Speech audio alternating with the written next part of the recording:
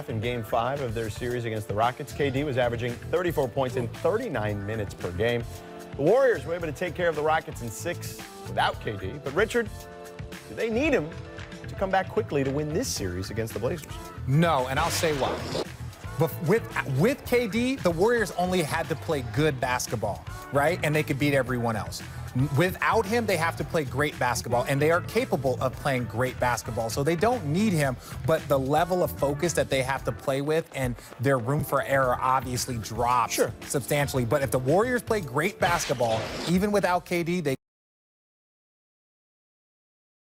still win a championship. I feel like with Steph smiling, like you kind of saw him look. He knows that they need KD, but there was a little wry smile on Steph's face when he was doing what he was doing in Houston. And Steph's confident. Yeah. I mean, I remember talking to Steph the first year that Kevin Durant got there, and there was a pride to him that he doesn't like to show us sometimes. There's a, you know, if they didn't get Kevin Durant, like, he still believes that he can go and be the guy. That of course. Win champions. This is a team that won 73 games. Yeah. Without Kevin Durant. Yeah. Right. So I think they're in this place now where they believe they can beat the Blazers. I think they would have a harder time in the finals if they get past Portland because they won't have the best player on the court. Right. If you Yeah, don't have Giannis Kevin would Durant, be the guy. Right. Giannis or Kawhi. Right. If they get to the finals, I don't think they have the best player in the court. And in years past, do you not think he's? Do you think? Well, Steph is better than Kawhi, is what you're saying? This is what I'll say this. I'll say that Steph, before KD got there, won 2 MVPs. Right. And then he took a step back because Kevin Durant was so great. So I'm not ready to say that Kevin Durant off that team, that Steph isn't a top 2 or top 3 player. Like, you saw what he did in that second half. He had his worst half ever, followed up by his best half ever. So that lets you know that there's a lot more. And him and Clay are both in their prime. Yeah. Right? I agree, it's close. But they're both in their prime. Look, this series, though, comes down to whether or not the Warriors backcourt can stop the Trailblazers backcourt, right?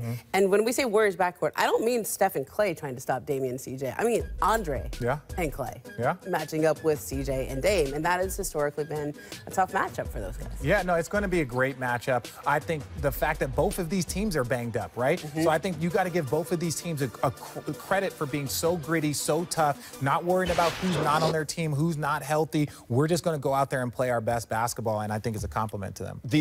These two teams have 2 of the 3 top scoring backcourts in the NBA. Warriors were second, and the Blazers were third. Houston was number 1 with James Harden having this crazy season. With that said, when you encompass everything, offense, defense, the whole thing, how close are these 2 backcourts? I think I still give the Warriors the edge there. Right? Because I'm also including Andre Iguodala in that. Okay. Because he does take that defensive matchup when they go against Dame and CJ. I mean, it's close. They've narrowed the gap, but, you know, Klay Thompson as a two-way player, I don't think there's anybody on the Blazers who can match what he does. Andre as a two-way player, Steph as a shooter. Gosh, those guys are so good. Yeah, Portland is so good. And the only way that they aren't the best backcourt is when they're playing against the 2-time MVP, the 7-time All-Stars or 8-time All-Stars between the 2 of them, and all of the championships, the 3 championships on pace for a 4th. That's the only time that backcourt isn't the favored backcourt, in my opinion. Right. And just because the Warriors might be better doesn't mean they win. Right. Yeah, true. Yeah, if the Warriors play good and Portland plays great, Portland can win this series, right? If they both play just good, just average basketball for both of them, I think it goes to the Warriors. So what you're saying is, without KD, the Warriors are still better? Yes. Yeah. I mean, yes. No! I got him! No, that's not Here's true. what the Chump recommends for today. Brian Windhorst and Tim Bontemps went into great detail on what's at stake in tonight's NBA Draft Lottery. How this NBA Draft Lottery shakes out will have far-ranging implications across the league, well beyond whichever team gets a chance to choose Zion Williamson. Check it out on the ESPN app now. Head coaching job, league sources told Woj. Ramona, is Minnesota a good fit for Juwan? Well, he's certainly a good coach for big men, right? I mean, I think that's what Karl Anthony Towns needs. He's, you know, the Lakers interviewed him. They really liked him. The question is he ready for that head job yet?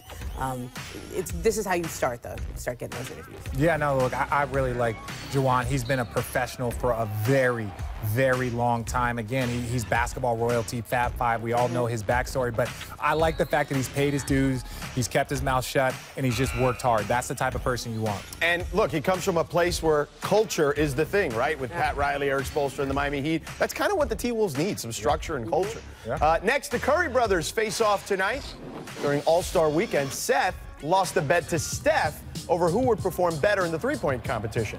Loser would have to pay for the family's tickets for the rest of their career. Oh, wow. Richard, do you expect Seth to pay up?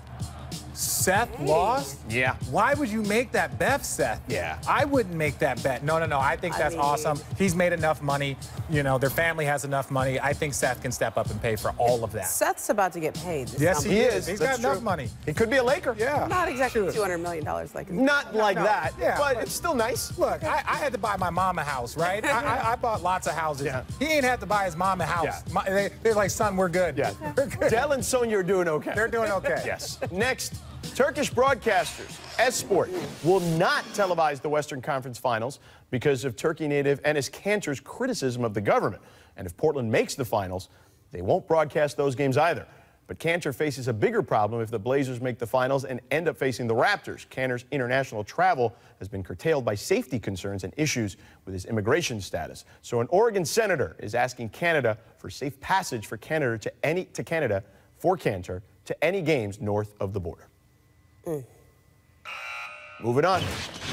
We welcome back here to The Jump. The draft lottery is finally upon us. And with this brings the season finale of Tank Wars. Aww.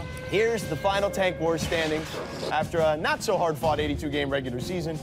Richard, which team are you rooting for to get I guarantee. Oh, man. I guarantee. Don't do it.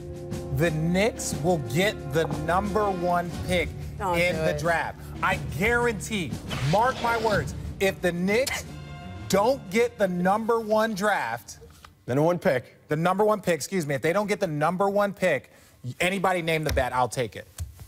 Anybody name it. There's an 86% chance. The Knicks You're are just trolling Nick now, fans. man. Nick Trolling fans. them. I'm Troll. telling you. Do you have, like, you inside guys information or set up the something? party, get everything going, start buying the jerseys. You guys are going to get Zion Williamson.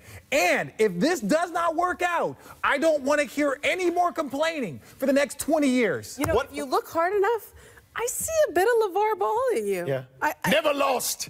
I see it. I see it. I have 2 boys. I got to Speaking it work on. into I got to work on existence? another Is one. that I got to what's work. happening here? I don't have enough What boys about for the that. draft lotteries in Chicago? What about if the Bulls win?